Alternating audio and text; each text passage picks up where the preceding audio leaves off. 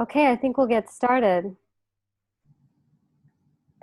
Hello, and thank you for joining us this evening or morning for some of you folks who are joining us from other parts of the globe. I see in the attendee list that we have folks joining us from other parts of the country. Welcome to this webinar session, Building a Regenerative Economy with Mr. Niranjan Khatri of ISMBAV. Just a few areas of logistics before we get started. Please be sure to turn off your video so we don't affect the connectivity.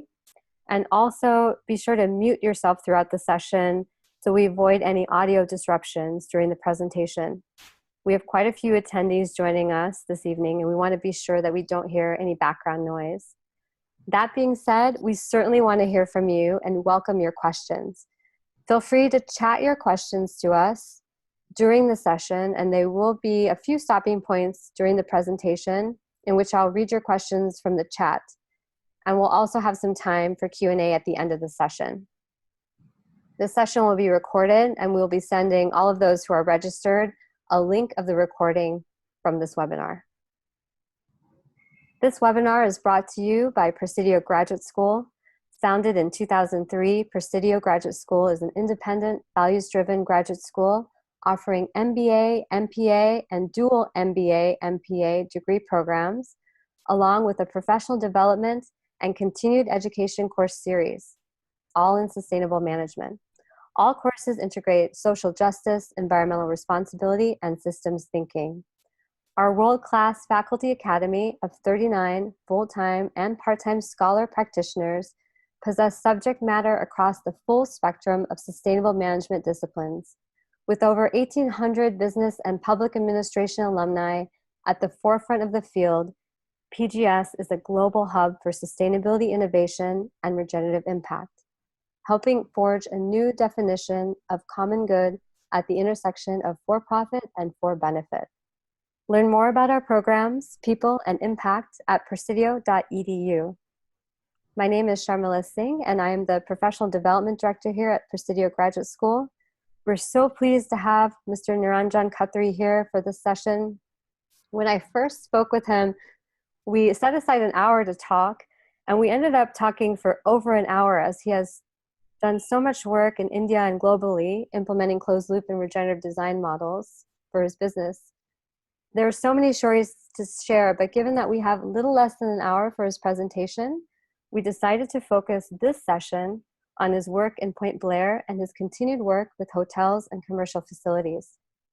Mr. Niranjan Khatri is a sustainability consultant and an eco-steward working on applying circular design and regenerative models across industry sectors and for multiple stakeholders. Mr. Khatri is the founder of ISMBAV, a sustainable development training organization. He has trained more than 650 teachers in 55 schools in eco-designing methodology, including 45 rural schools, and understanding the nuances of ecological design, people, planet, and profit in Bangalore. He was the honorary recipient of the Helen Keller Award in both 2006 and 2011. Mr. Khatri also received the Green Hotelier Award in 2010 and the Sustainability Leadership Award in 2012. He was also awarded as an IGBC Fellow in 2016. Mr. Khatri is on the board of Dr. Reddy's Foundation for Mainstreaming the Lives of People with Disabilities and Women in India since 2016. And with that, I'd like to pass it on to Mr. Khatri. Thank you, Sharmila.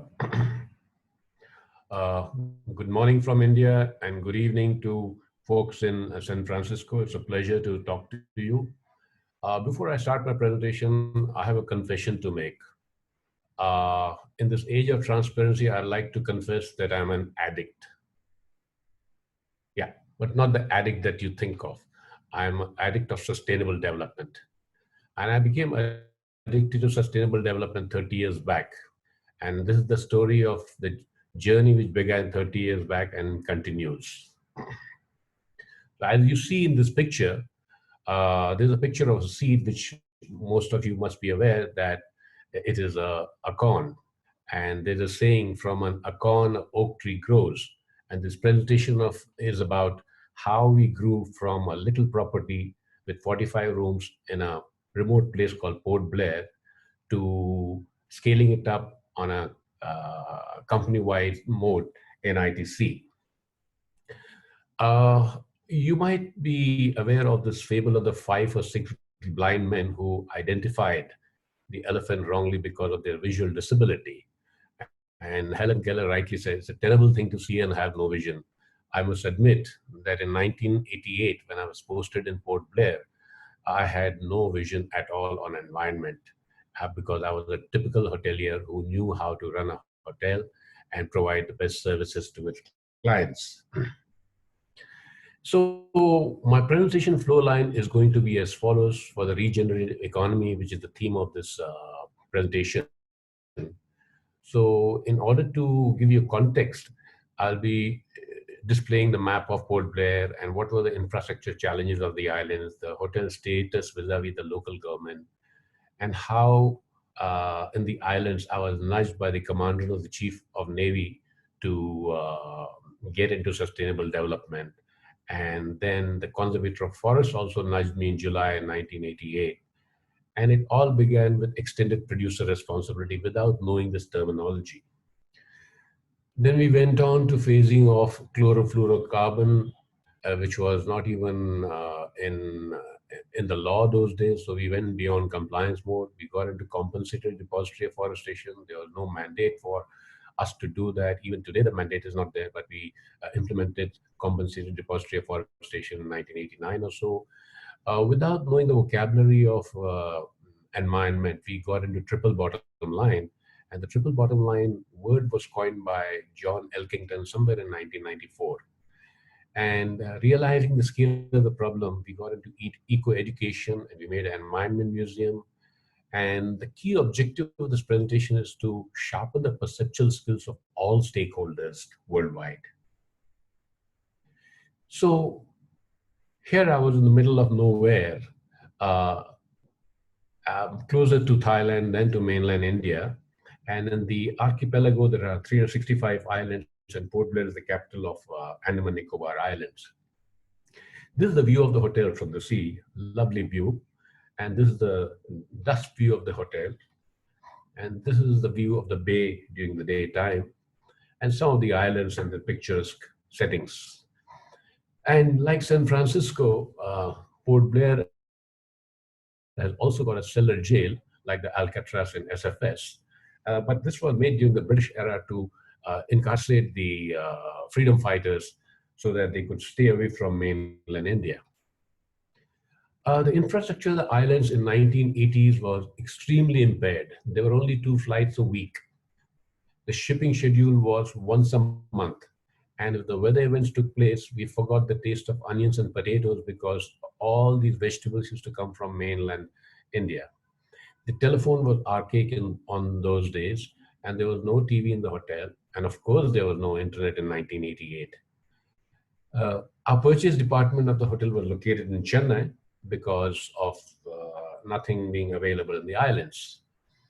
We were the only five-star hotel in the archipelago. It was a managed property, which means that we didn't have the freedom to add capital requirements, and we had to earn our money to deploy capital expenses. And the property, being a very small property, was only 45 rooms, and the occupancy was also very meager those days because of limited flight, was only 30%. But yet, being the only five-star hotel, all the high-profile people stayed in the hotel. And the hotel had its own infrastructural challenges in the past of, not having a generator. There was no walk-in cooler. There was no deep freezer. There was no gas. So it was pretty challenging to run that hotel. But then challenges help you to unleash the creativity of one's mind. So I do recall a month after I landed up in Port Blair, I got a call from the Commander-in-Chief of the Navy, and he said, Niranjan, do something about your packed lunch boxes. They are lying all over the island. The background was like this, that there's nothing much to see in Port Blair. Port Blair is a very small place. Therefore, the tourists who come there go every day from north, south, east, west to various islands. And in those islands, there's nothing else except the sun, sand, and the beach. So people had to take their packed lunch, towels, snorkeling equipment, water from the hotel. And after having a good picnic, they would litter the packed lunch box, and the hotel's name was written on the packed lunch box. And this attracted the attention of the Commander-in-Chief of Navy, and he politely told me, "Please do something about it." And like a typical cowboy, I told him, "Yes, sir," without thinking, what will I do? I said, "I will do something about it."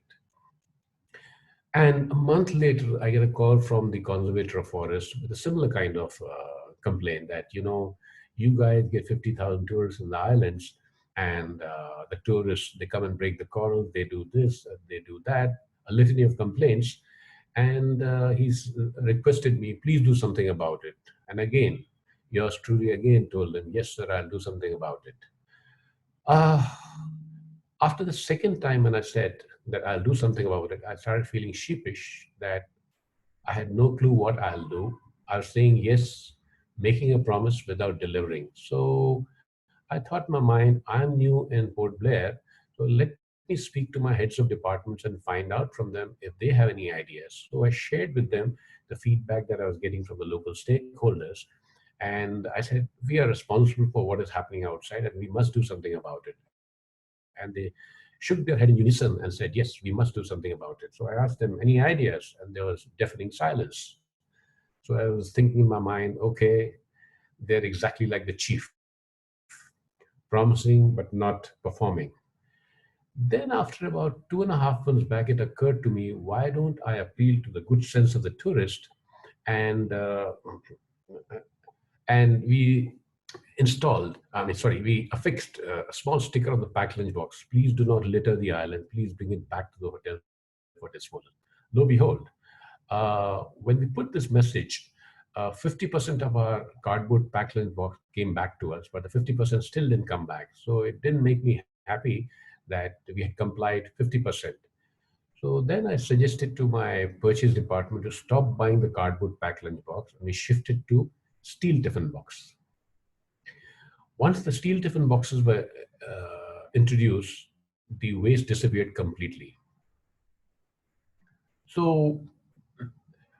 we then we went on a paper trail across the hotel, and we started conserving every bit of paper. So if letters came to us from guests for whatever reasons, we would make a rough pad out of it.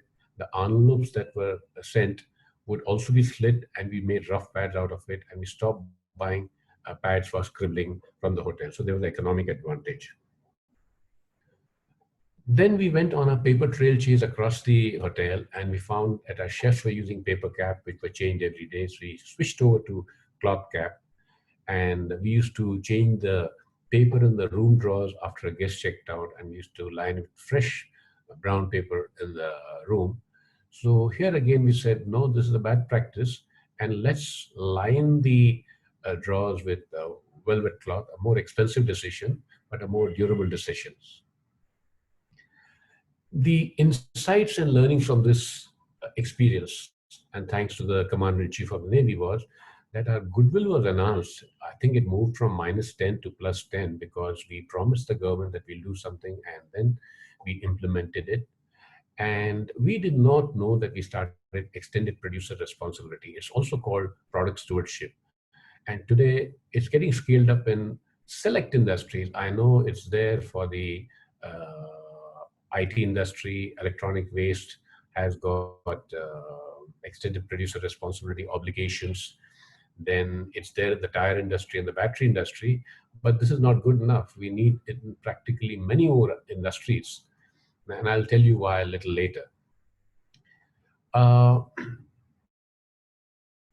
in the process of this change from cardboard packed lunch box to steel tiffin box, in a property which is very small with very meager earnings, we realized that we got into savings. And I'll tell you, the cost of the cardboard packed lunch box during those days was 6 rupees. And every day 15 tourists used to go out, and we used to become poorer by 90 rupees. And we were very happy with this kind of savings. And yes. So, and the cost of the steel tiffin box was 20 rupees those days. So if a tourist went out 3.5 times, we got our ROI. And ROI is not what you're thinking of. ROI is return on imagination.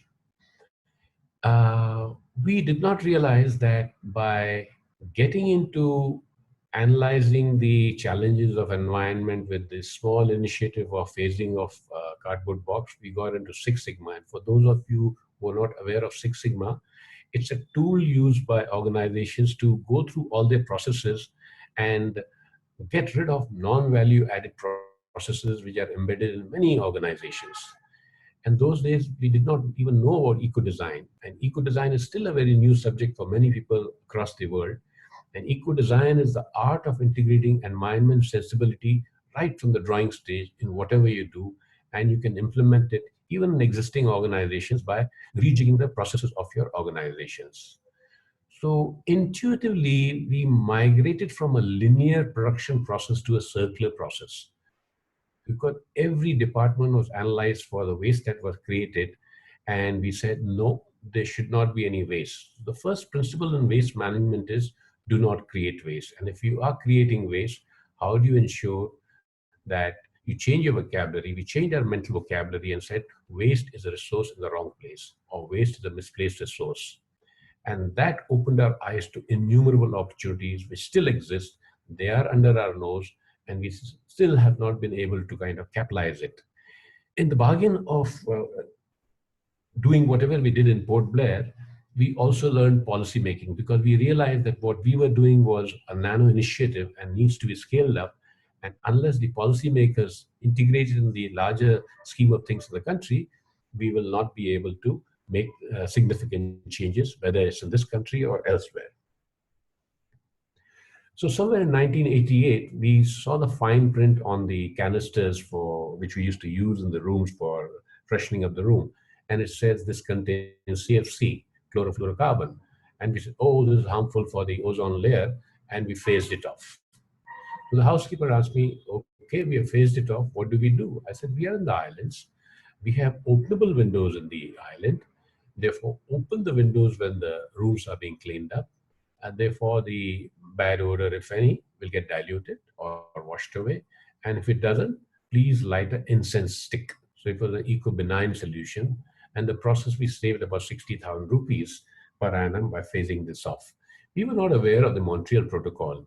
Please remember the context which I shared with you right in the beginning. We were in a very remote place. There were hardly any newspapers. There was no television. So in a manner of speaking, we were Robinson Crusoe. And one day I asked my engineer that, look, we have a very beautiful hotel made out of the local teak wood. How many trees would we have cut? So he had worked earlier with about 5 general managers and nobody had asked him this question. He scratched his head and gave me a finger off his hat. Oh, we must have cut at least 500 trees to make this hotel. So I said, oh my God. So I told him, Thomas, he's my engineer. Thomas, we need to plant at least 20,000 trees. He was aghast because he said, boss, in the islands there's 87% forest cover, and you're asking me to plant 20,000 trees. Where do I plant it? I said, okay, you have a point. So I picked up the phone and spoke to the head of the airport. It's a small airport in Port Blair. There were no trees there. I told them that, look, we are going to plant 1,500 saplings over there, and we'll take care of it for next 4 or 5 years. Please remember, a lot of people are planting saplings across the globe, but the nurturing is not happening, and you have to ensure that survival rate is significant. So in our first initiative of compensated depository afforestation, uh, we put 1,500 saplings, and our survival rate was over 90%. This was only a symbolic gesture. We realized that whatever we were doing was symbolic, and it had implications for the globe. And again, I'd like to remind you, we had no internet, there was no reference points, and in the past also. And we said this is the right thing to do, and we just did it. Knowing that the initiative was nano, we took advantage of the airport's presence, and we put up this message out there: planting trees is every individual's and organization's responsibility. And in 2005, the United Nations started RED Plus, reducing emissions from deforestation and forest degradation. I'm happy that got scaled up, but the speed of change is still very, very, very glacial globally, and we need to move at internet speeds. Uh, our hotel was on a hill slope. From the lobby level to the sea level was about 8 stories in height. And during monsoons, the soil used to go into the sea. So I was worried that one day the hotel will get into the sea if we don't address this challenge. I told my engineer, please cement the areas where we have the soil erosion problem. And my engineer was horrified because the hotel has been made by Charles Correa, who made this hotel with the intent of bringing people as close to nature as possible. So in the corridors, there was no air conditioning. You could feel the sea breeze, you could see the breeze, you could see the flora and fauna of the islands from any side that you went. So he said, oh, then I told him that, okay, uh, please don't do that, but tell me what can we do? And he had no answer. Then I noticed in the islands that the tender coconut husk were just being littered all over. So I asked him to pick up a truckload of these coconut husk, and we anchored it in the areas where we had the soil erosion problem. Now, when we picked up these coconut husks, we didn't have to pay anything for it. And when we anchored it in the areas where we had the soil erosion, during monsoons, the coconut husk absorbed the impact of the rain and the soil erosion was reduced significantly. We didn't know that we got into the space of biomimicry that time by copying nature and using nature to solve our problems as opposed to cement, which is highly loaded with carbon dioxide and very energy intensive. There's another picture of the same coconut husk on the slopes. And then in 1991, there was the first Gulf War, and there was an oil crisis. India was affected by it. When mainland India is affected, the islands get affected more because of the infrastructure challenges. So we immediately put up the messages: walking is fun, cycling is fun, and good for health, to save money, save oil, etc. And these thoughts are being echoed in a very, very big way. I was in Vancouver about 6 months back, and I'm happy to see that the broad roads of Vancouver are being made narrower so that priority is given to pedestrian and cyclists. I hope this happens on a grand scale in all cities across the world if we are to fight the air pollution challenge. Uh, I have another confession to make. Sharmila has put me in a spot asking me to share 30 years experience in 1 hour. It's like sucking a football through a 50 feet hose pipe. I'm very angry with her, but I'll take my revenge when I meet her, wherever I meet her next time. So when we initiated or unleashed a number of initiatives on energy, water, waste management, and social issues, we realized that the scale of the problem is very large, and there's no point in confining this knowledge to the hotel. So I told my engineer we need to make a very beautiful museum. For example, whichever room you're sitting in, one corner of your room will be a tropical forest, another corner will be a wetland, third corner will be a temperate forest, fourth corner will be mountain, and some corner will be wetland, etc. So in one room, have these ecosystems and then show people through simulation what is the impact of human behavior on these ecosystems and how we need to moderate our behavior to ensure that we live eco-responsibly. You'll notice that I'm not using the word eco-friendly. None of our activity is eco-friendly anymore. We need to be eco-responsible. So the cost, if we had to make the museum the way I described it to you, the cost would have been 100 million. We didn't have that kind of money. We diluted our dreams and we made a museum in a pictorial form, spending about 725 $725. And we got the local lieutenant governor to inaugurate it. At the entrance of the museum, we wrote that this museum has been made with the intent of entering the perceptual arena of all our guests' mind. Number two, we hope that some of our guests will help us to improve this museum by giving us good feedback. The third, we said, this is not the best museum, and we hope that somebody else will make a better museum than ours. We did not know that similar thoughts were prevailing in the state of Arizona. And during the same period that we made this museum, they made Biosphere 2 in Arizona at a cost of $200 million. And they put 7 scientists inside to manage their water, food, etc., etc. Only fresh air was pumped from outside for them. And after 2 years, they came out looking very, very haggard because they could not manage with the limited resources that they had.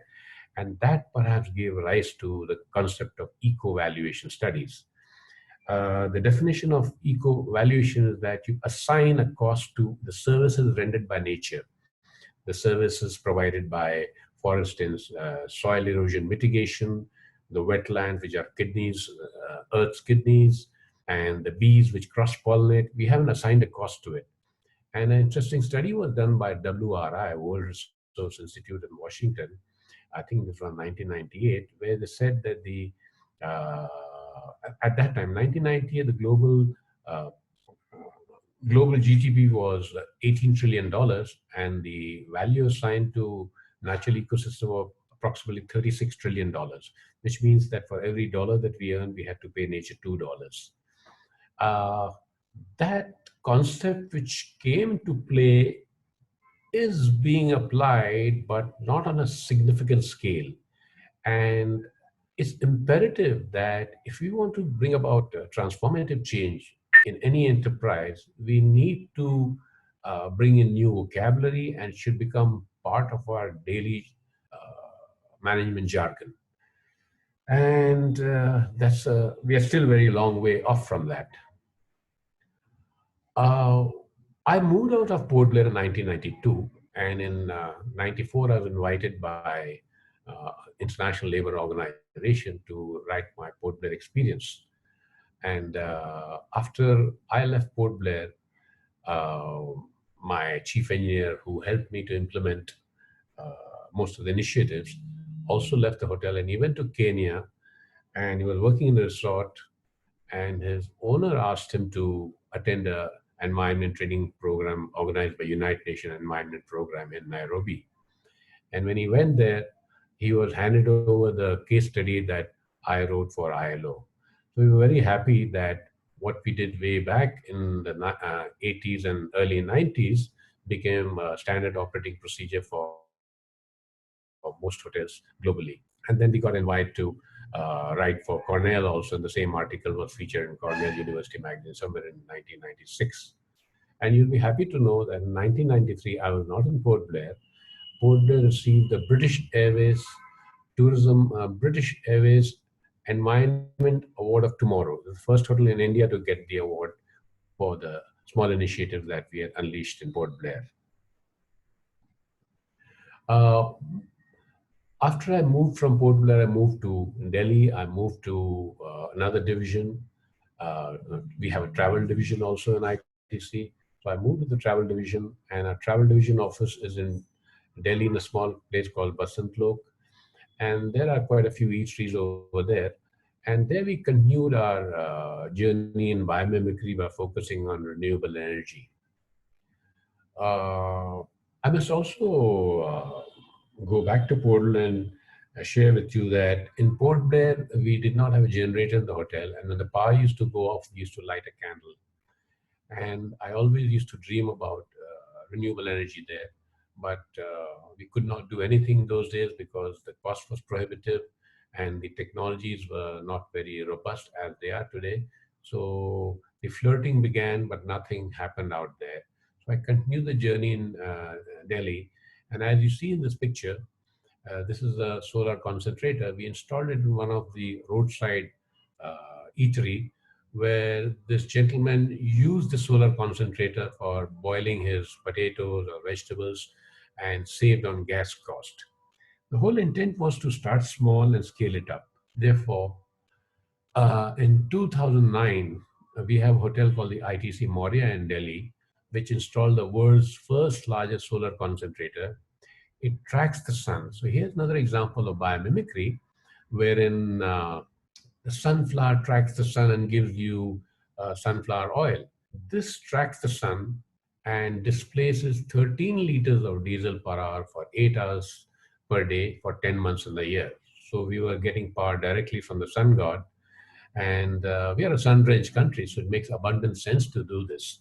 And today, there's a company called NTPC, National Thermal Power Company. They have installed 30 megawatt version of this technology and is getting rapidly scaled up.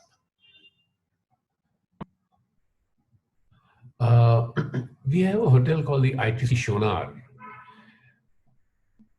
It started working on clean development mechanism in 2005, and in 2008, it's the first and still the only hotel in the world to get money under the Clean Development Program or Carbon Trading Program. CDM's value was pretty significant in 2008. I think it was about 12 euros or so. Now it's come down, and this happened under the Kyoto Protocol. In 2004, ITC Hotels made its headquarters in Gurgaon, and this is the ITC Green Center, is the world's first largest platinum-rated building. When the green building movement came to India, there's a chamber of commerce in India called the Confederation of Indian Industries, and they approached us and they said that, look, why don't you make your building green? Because you will save 50% on energy costs and approximately 55% on water. So we gave them a disbelieving look when they gave us these figures because they seemed too radical to digest. But our management in ITC was already in the trajectory of sustainable development. They said, okay, we go for it. And we did something very unique when we started making this building, which we had never done before. We did an energy stimulation exercise to see what will be the energy intensity at 7 o'clock in the morning, 10, 11, 12, 3, 4, etc. And accordingly use suitable materials to stop the ingress of heat. So we put something called high albedo paint on the rooftop, which is a reflective paint which reflects the sun back at the atmosphere. The windows that you see are e-glass, low emissivity glass, which keeps the heat out but brings the light inside. So this whole building is awash with daylighting. And we were very privileged that in 2009, Secretary Hillary Clinton visited our building. She was supposed to spend half an hour. She spent about 4 hours. And I had the privilege of taking her around the building to show her the entire gamut of initiatives unleashed by ITC over the years. And I was explaining to her the concept of triple bottom line, which is planet, people, and profit, or economic, environment, social dimension. In the course of my conversation, knowing her stature, I suggested to her that we need to do afforestation on a Marshall Plan basis globally. For those of you who are not aware of Marshall Plan, after the Second World War, you are aware that Germany and Europe was fairly destroyed and it needed financial aid to come back to normal. And I think the United States spent something like $44 billion. It's a pretty significant amount those days to bring it back to shape. And I suggested to Hillary Clinton, we don't need that kind of money. We just need 10% of that 45 or $44 billion spent that time. Now, at this point, I'm going to stop and see if Sharmila has got any questions, and you can pose the questions to me, Sharmila. I don't see any coming up on chat, but if anyone has any questions and would like to chat it to me now, they can. And I can also unmute you if you'd like to speak. Otherwise, we can go ahead and continue towards the end. Okay, I'll continue. Yeah, it looks like we're ready to go. Okay. This slide is not very clear, but basically it's the annual report of Travel House, and And what is highlighted in yellow is basically the mission statement of Travelodge, first travel agency in the country to integrate the environment sensibility into the travel business.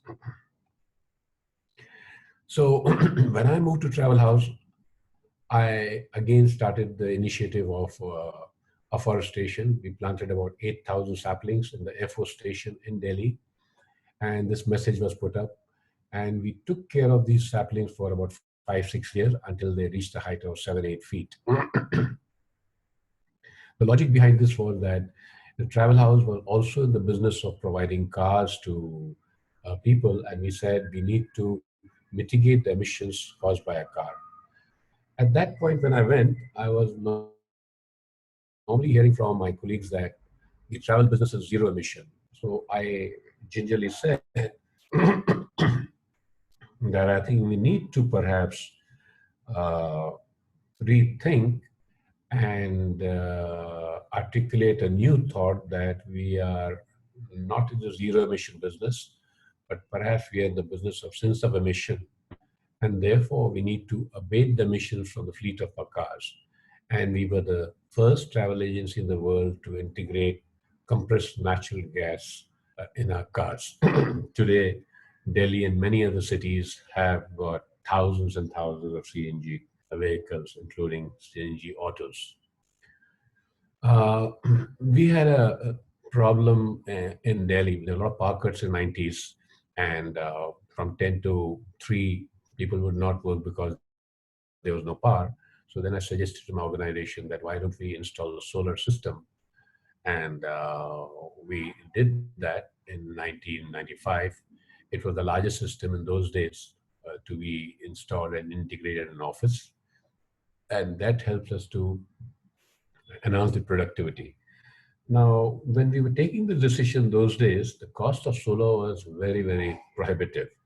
But people were looking at the upfront cost and they were not looking holistically at the fact that from 10 to 3 people were not working. So if you add the loss of productivity, then the cost seems insignificant. Today, as you're aware, that the cost of solar has come down significantly, and thanks to the production capacities of China, and you see solar all over the country. And India has embarked on the program of installing 175 gigawatt of solar power by 2022. And evidence of this is already there in the airports. If you land in Delhi airport, you'll see 35 megawatt solar farm. There's Kochi airport is 100% on solar. Similarly, the Bangalore airport, where I live, has got about 15, 20 megawatts, and they're ramping it up. And this is my favorite subject. Let me tell you, ladies and gentlemen, I am giving you a very brief overview of whatever I've shared with you. Each of these slides, one can spend 1.5 hours. But the idea is to get a flavor of the subject and to internalize the challenges that we have.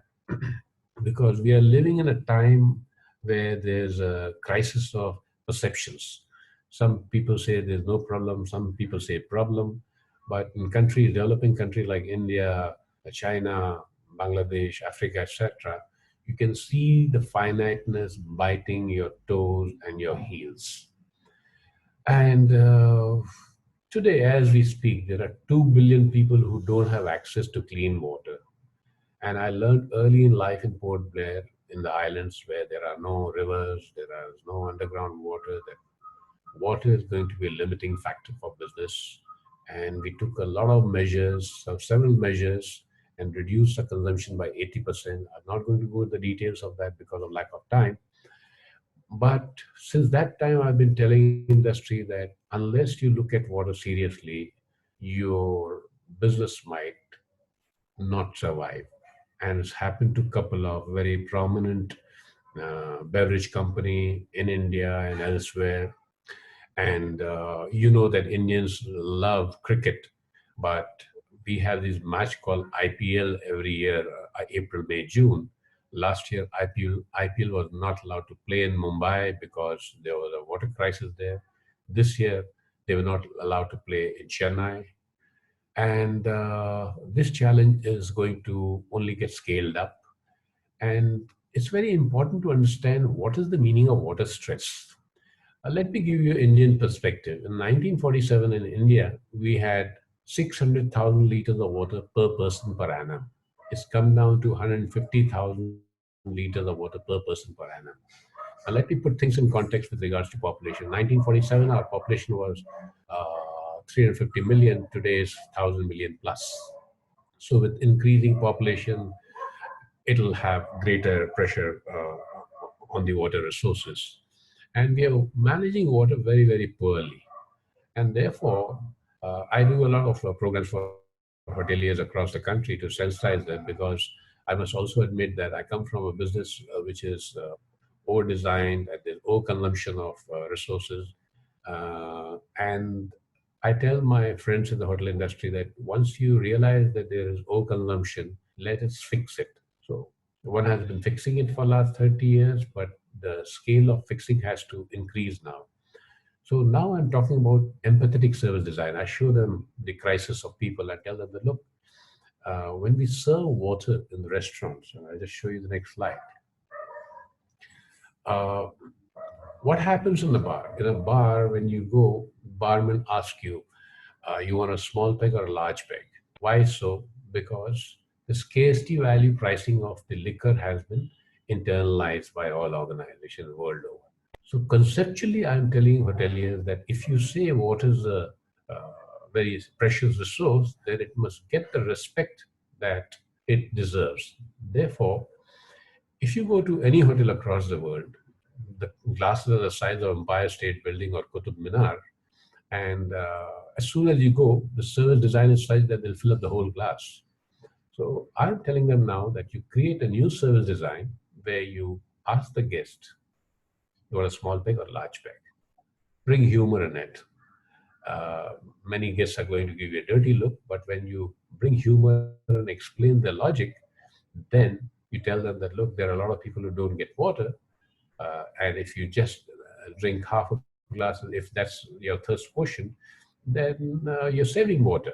I use the word thirst quotient. Thirst quotient is a word which is not used in management jargon. So we need to bring thirst quotient as a mainstream word in our jargon, so that we analyze the thirst quotient of all processes. I'm not just talking about the hotel industry per se. What is the thirst quotient of making your product or processes? Today, the data does not exist. And I was taking a session for hoteliers 2 weeks back in Jaipur, and I told them that, look, in India there must be at least 1 million restaurants serving breakfast, lunch, and dinner. And I'm taking a very conservative figure of unfinished drinking water, and you must be wasting about 10 liters. Actually, the figure is 10 times or 20 times more. I just took a figure of 10 liters per serving. That means 10 liters for breakfast, 10 liters for lunch, and 10 liters for dinner. You're wasting 30 liters into 1 million restaurants. Just one process. And we are all saying water is a problem. So there's no point in articulating concern, but not internalizing it. So I hope the concept of empathetic service design will come in every sphere of business, whether it's hotels or anybody else. When I saw the SDGs, the Sustainable Development Guidelines of United Nations, a couple of years back, and I was looking at the implementation of various initiatives in ITC hotels, ITC Welcome Group, Bay Island, Port Blair, I realized that without knowing the vocabulary and the jargon which is coming up, we addressed all the 17 parameters of these United Nations Sustainable Development Goals. So, how do we steer towards transformational changes? Transformational changes happens when individuals across geographies do their own pilot, make it a success, and then interface with the policymakers, because policymakers, when they frame laws, it can be scaled up. For example, we introduced water harvesting in Port Blair in 1990. And then I wrote to the local administration to make water harvesting mandatory for all homes, existing and new. For existing homes, let them do retrofitting, and for new homes, do water harvesting from design stage. The idea was accepted very readily by the chief secretary in 1990, but was implemented in 2007. The point that I'm trying to make is that some of the best ideas which can be shared with people at various levels are not accepted because of the crisis of perception. But the good news is that as we speak today, 15 states in India have made water harvesting mandatory. So, what we need in terms of regulation is regulatory creativity. So when I conduct sessions with hoteliers, we invite the regulators because the regulators have made a new law for every hotel in many states that they must convert their wet garbage into manure in their hotels, which they have started doing. But they are saddled with so much manure that they don't know where to give it. So sharing a story with the regulator that I'm not a hotelier anymore, I've retired, so I treat my house as a hotel to do some experimentation. So for last 7 years, I have been using a home composter for converting my uh, wet garbage into manure. But since I live in a small flat and I cannot use that manure, I used to give very good quality manure to my friends, but they were also saddled with too much manure. They couldn't handle it. And then I had a problem with the manure making system because a very heavy job, and the doctor advised me not to handle the heavy job for my back. So I dismantled it. I got back to my responsible practices as before. So I said, no, this is not good enough. So I did some back of the envelope calculation to see what was my waste in the last 63 years and came out with a rough figure of 6 tons. So then I heard that a friend of mine, his friend has purchased 12 acres of barren land 70 kilometers away from Bangalore. And he relocated his family in that barren land, made a house with mud, harvested close to about 1 million or 2 million liters of water in the first year. And then he's planted a whole lot of trees, and now it's regenerating. So when I interface with the regulators in the meetings, I told them this is a small pilot that I've done in my own individual capacity. We have a program called in a Clean India Initiative, and there's cess being levied for various purposes to make India clean. So I said that look, the hoteliers and large establishments are saddled with manure, and they don't know what to do with it. And to transport it to outlying areas of the city and give it to farmers because the soil condition world over is quite degraded because of various reasons, which I'll not go into now. I think that this manure goes to them. We are helping the farmers to improve their soil condition and helping them to increase their earnings. And I said that the hoteliers are not going to bear the cost of transporting it from the cities to the outlying areas. Use part of the cess for this particular process. Now, the regulators openly accept the ideas, but knowing their predicament also, it takes time for them to implement it. But it will happen. It's just a question of time. Simultaneously, I am telling the regulators that please announce a policy that there will be no landfill site in the country in a pre-informed time frame. So if Sharmila is an industrialist, her head will spin when this law is kind of articulated. But if there's a pre-informed time frame of say 10 years or so, then Sharmila will have the time to put pressure on her team and tell them that look, we need to clean up our act, and if we don't, then you can look for another job, and that helps to unleash the creative juices of the people who work in your organization. I'm talking from a personal experience.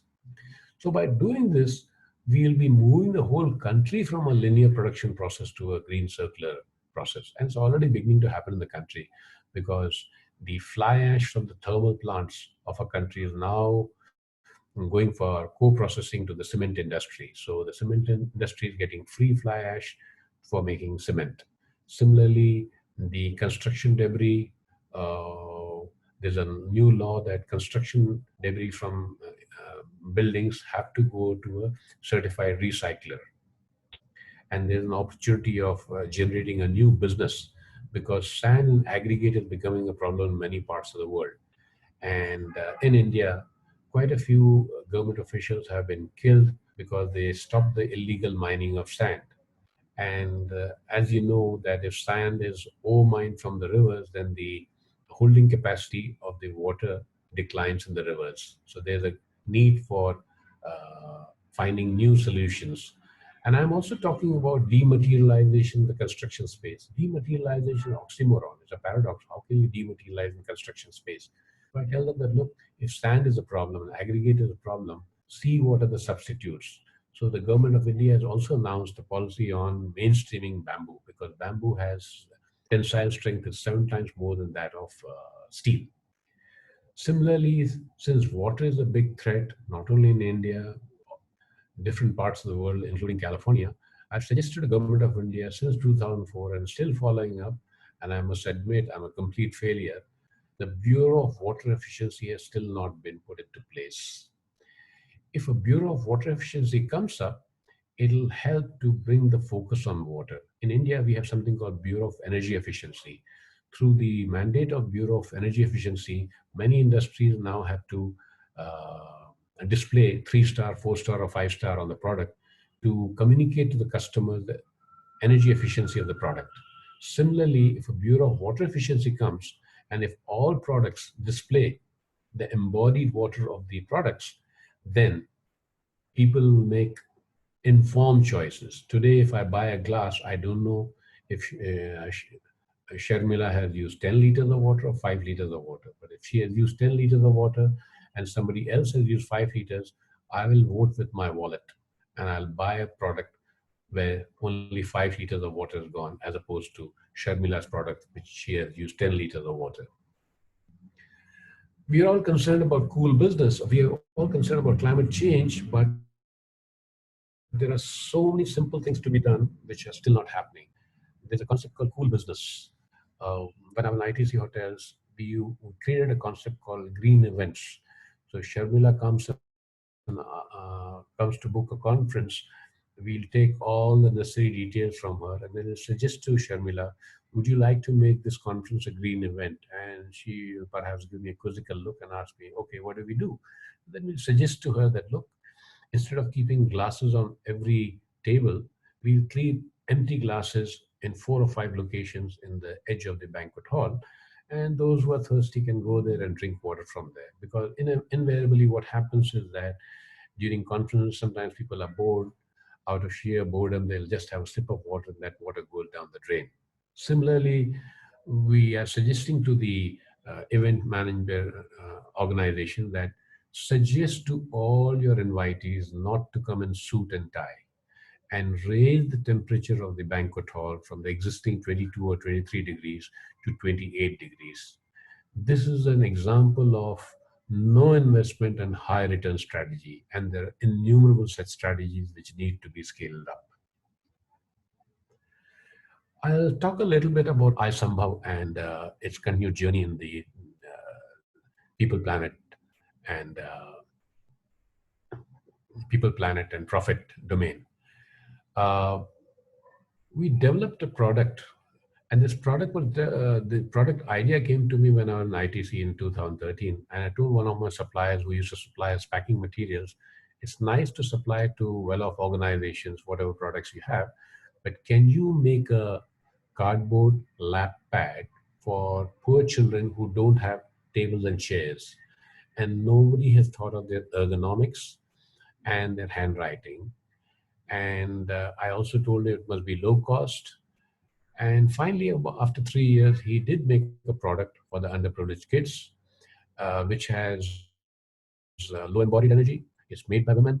It's an example of circular economy because waste paper, instead of going to landfill site, is made into that. And I call it upcycling of waste because it's put to a higher use as opposed to making some insignificant products. So this is the picture of a lab pad. These kids who didn't have, who still don't have tables and chairs, they are using that lap pad. They keep it on the lap. Earlier, they used to kind of bend parallel to the ground and write. Now their back is straight and they can write better, and their handwriting has improved. Some more pictures of children who don't even have a roof on top. They have started using this, and I came across an architect 7, 8 years back who spent a lot of time with the tribals in northeast of India in a place called Cherrapunji, where he visited uh, tribes in deep forest, and they have made something called root bridge to cross rivulets, and they are 400 years old. Look at the native wisdom of these tribals and how they are living sustainably with their with nature out there. Now,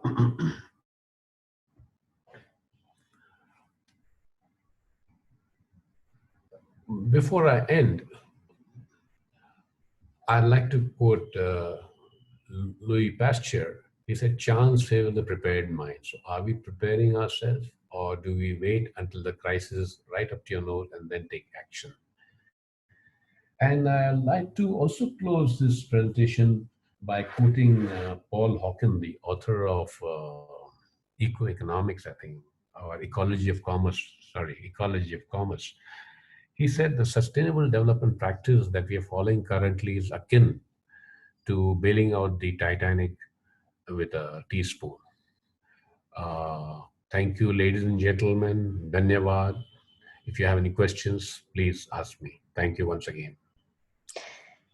Thank you, Mr. Khatri. I do see some questions coming up in the chat, so I'll go ahead and just jump right in.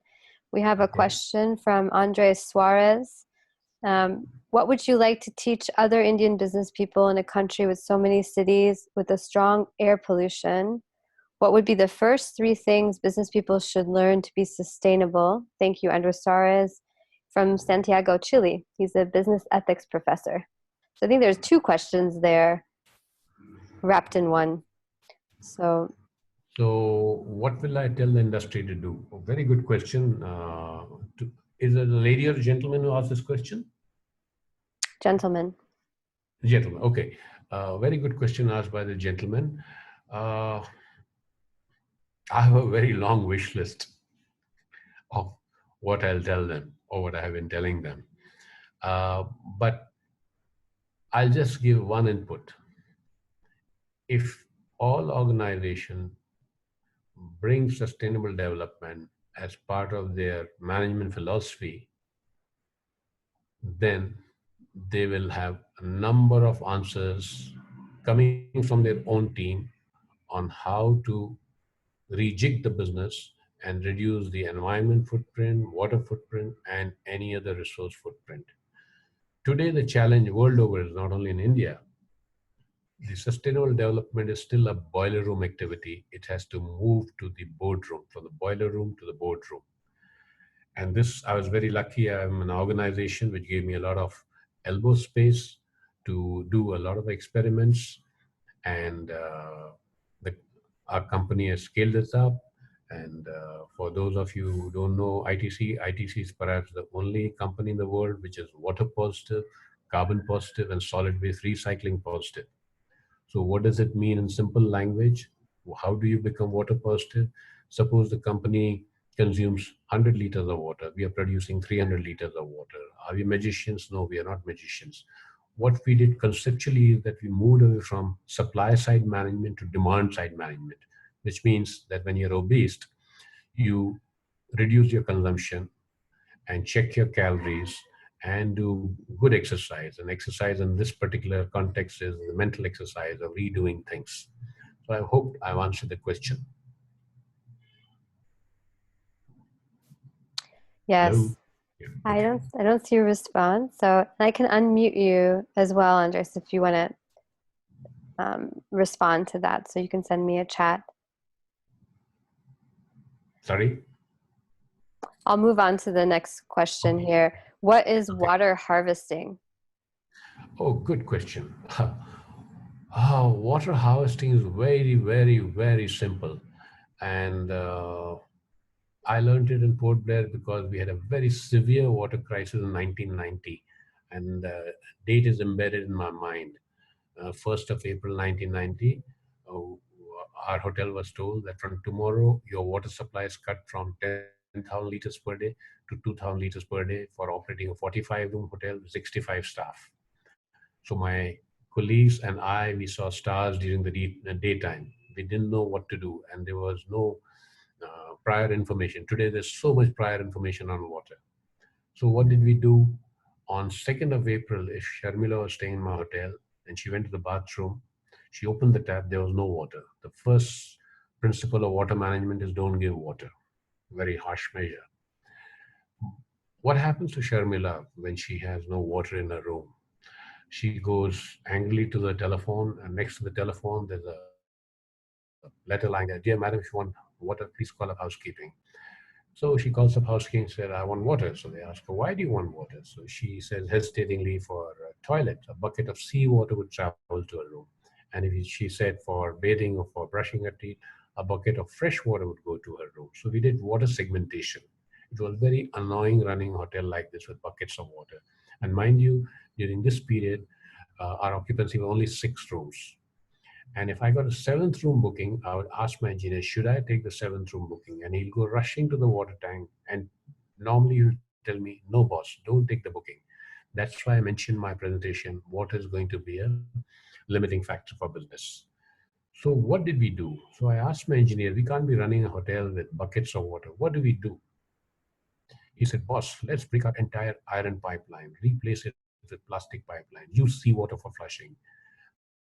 Because we are on the coast, we use seawater, and the seawater in Port Blair is gin clear. You can't make out whether it's fresh or seawater. It took us 6 months to do that because in the islands, all resources are not easily available. And by the time you aggregate everything, you have huge amount of rain falling, and that also delays your work. So during this period, I told my kitchen department that you will not wash the vessels with fresh water. The first round of washing will be with seawater, and final rinse with fresh water for obvious reasons. Then we told our staff there are 365 islands in the archipelago. Have a bath anywhere in the islands, but not in the hotel. We stopped supplying water in the locker rooms. And then during this period, we used to water our garden sometimes. And the local politician became our biggest enemy. He said, we don't have water to drink, and these guys are watering their garden. And he sent this message laced with very abusive language. And when this message came to me, I told my engineer, I think he's talking a lot of sense. So let's stop watering our garden because I can face my guests who come criticize my garden, which looks like the Mojave Desert, but I cannot face a person who doesn't have drinking water. So we stopped watering the garden. But to overcome this problem, I told Thomas, let's dig a well. He was horrified. He said, boss, we will get seawater. I said, no, we are on a hill slope. Lobby level is at 8 stories height and sea is down. So you dig a well at 6 stories height and go down to third story. You're still 2 or 3 stories above sea level. In one rainfall, we got 200,000 liters of water. Our problem was still not solved. We had a beautiful sloping roof, as you saw from the picture. We made a drainage at the edge of the sloping roof, and we harvested rainwater. So basically, rainwater harvesting is harvesting water which falls on your roof. Because if you are living in a house where there's a flat roof, you are designing it for taking rainwater away into the drain. So there are 4 pipes already there. Instead of the water going to the drain, link up all the pipes, bring it to a recharge point, make a hole 30 feet in depth with a pipe inside it, and with a filtration system on the top so that the mud or the leaves from the roof does not enter the groundwater. And this is what rainwater harvesting is. It's surprising that the answers are so simple, yet it's not being implemented because people are generally in a denial mode. They think this is going to happen somewhere in the future. Like I mentioned to you about the cricket match, which was not held in Mumbai and Chennai. Last 3 years that I have been in Bangalore, there's a fight between the neighboring state, Tamil Nadu and Karnataka, to share the waters of the Kaveri River. The Kaveri River, like many other rivers world over, is drying up. I hear that the Colorado River does not reach the sea. And so there is lot of water stress all over, but people are not applying their mind to see how they can get into conspicuous conservation of water. And today, the existing technology are there. We have to learn from countries like Israel, which gets only 200 mm of rainfall. And I like the way Premier Beijing said once, he came to India in 1992. He said, "We use water like you use eye drops in India."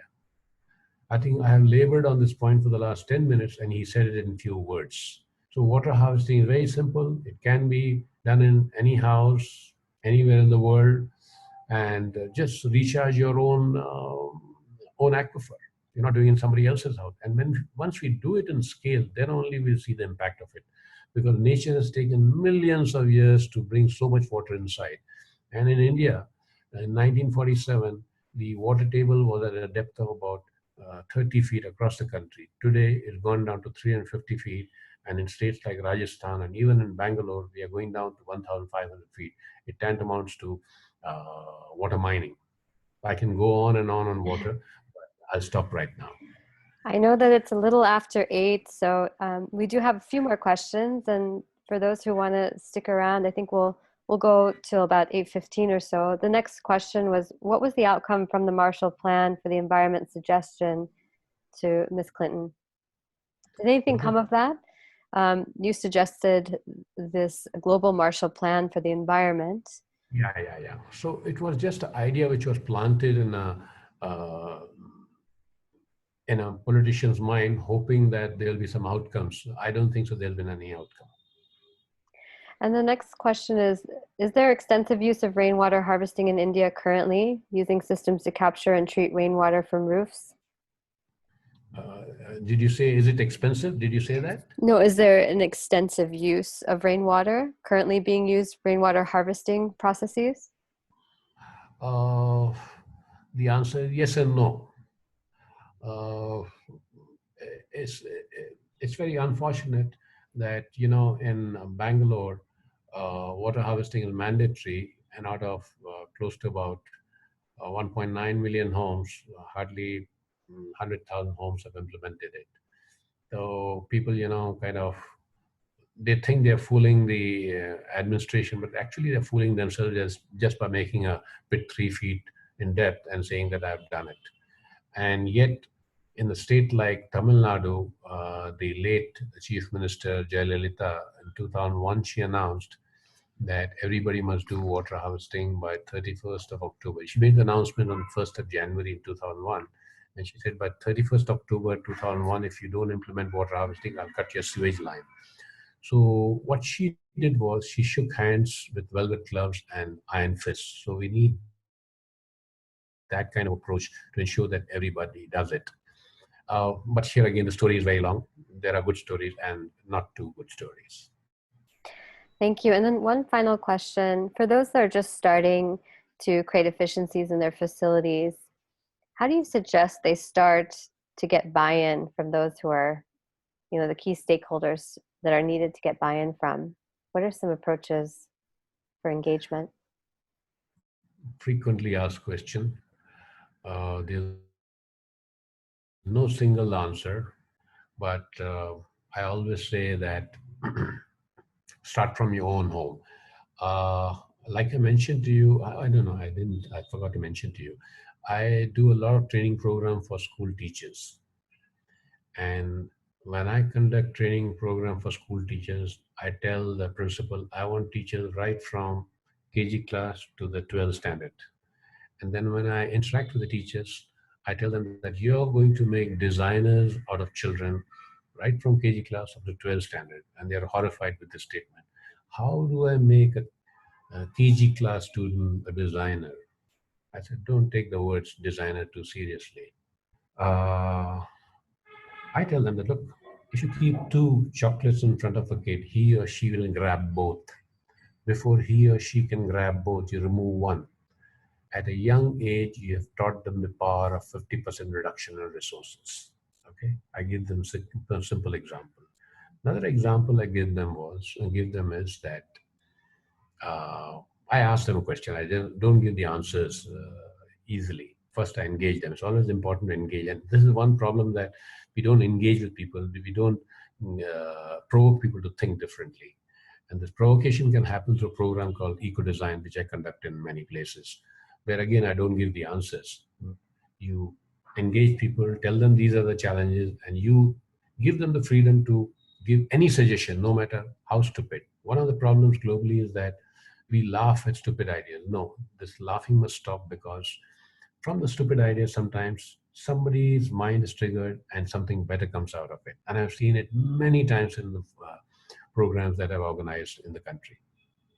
So, coming back to the question, how do we engage? So, what I tell teachers sometimes is that if you want to bring about change, it's very easy to, criticize the government, your boss, or whoever it is. I said the home is the smallest unit of a organization, and I tell them that, okay, if you say what is the problem, and I play this game of offering a small peg, large peg. I ask them, if I come to your house, what will you do with me? They say that, oh, we'll give you a glass of water. I said, thank you very much. But I tell them that if you come to my house, I will bring a small glass, I will bring a bottle and ask you small peg or large peg, and they have a good laugh.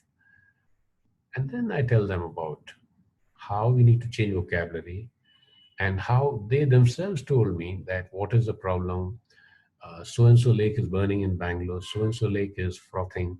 So if you know all this, then, and you have saying that you have suffered with water shortages, then every drop has to be measured and offered judiciously.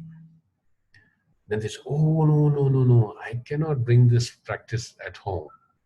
My mother-in-law will think that I'm loony. I said, here's an opportunity for you to engage with your mother-in-law by posing the same question that I posed to you about water, and she'll give you the same answer that you have given me. And then tell her this is why you're doing it, and then perhaps she'll appreciate it. Not all mother-in-laws or father-in-laws will do it. Trying to bring about the small change is a challenge. So unless you bring about the change in yourself, don't expect somebody else to change. So the short answer is, tweak in your own home and see how you become more energy efficient. Are you putting off your computer in the night? I'm told that in the United States, close to about 700 megawatt of energy is wasted because the computers are not put off in the night. Why can't it put off? There are so many simple examples. I hope I've given the gentleman the answer. Yes, yes. Thank you. And with that, I think we're going to wrap up. We're past 8 now, and we do have a slide with contact information. Oh yes, So if you'd like yeah, to right there. Yeah. contact Mr. Niranjan, or would like to learn more about the Presidio Graduate School, you can reach out to us. We have another session coming up on Thursday, June 21st. That session is also an evening session, and it's with Mr. Navi Rajjo, the author of the book Frugal Innovation, called Building a Better World with Fewer Resources. So check out the Eventbrite, the PGS Eventbrite site for all of these events and more, and we'll also send a link to all those who've registered to this session. Thank you again so much, Mr. Niranjan Khatri, for your time and for Most your welcome. insights. And we look forward to future conversations ahead. Yeah, Sharmila, I must also add that this is only the tip of the iceberg. I agree. I think this might be a series session. Much to talk about. Thanks, Yes. everyone, and have a great evening or rest of your day. Thank you, everybody. Thanks, everyone.